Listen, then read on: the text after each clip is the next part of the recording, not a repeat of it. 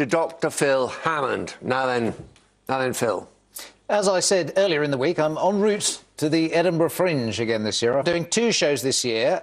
One is called Life and Death, but mainly death, where I talk about how to live well and how to die well. And one is called Dr Phil's NHS Revolution, when I do my B-Day revolution of the NHS from the bottom up. But I just want to return to a theme. So one of the big themes in my shows is how to look after yourself. We know about 70% of what you can do to live well has got nothing to do with healthcare. It's how you live your life. So the secret of health, as I keep saying to you, Nick, and you often need to wear on a T-shirt to remind yourself, is I pledge to pleasure myself in a safe and sustainable way.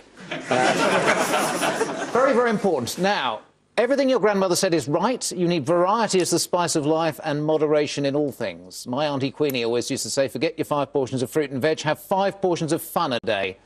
But the fundamental question is, what do you want from your life and from healthcare? So some patients would wear this T-shirt. They would say, don't return me to the life that made me ill. So there are some patients, whatever we do to them in the NHS, they have such awful, difficult lives, they will get ill again and they'll come in like a yo-yo.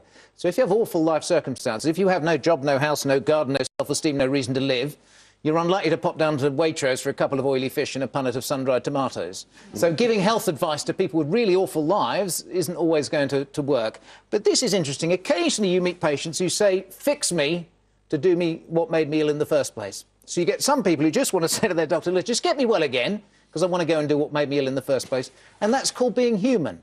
We also have to accept, although there's a lot we could all do to be healthier, there's some people who just can't help themselves pursuing bad habits that will make them sick, and they shouldn't be punished for that. The NHS is there to love and support them as best we can. But the day I gave up smoking, I took up red wine. Ah.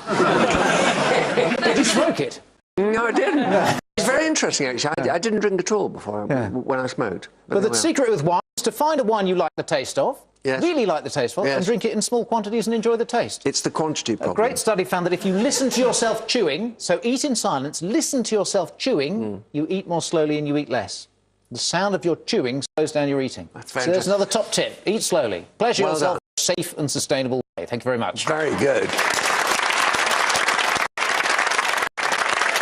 Thank you, Doctor. You're welcome. Brilliant. All right.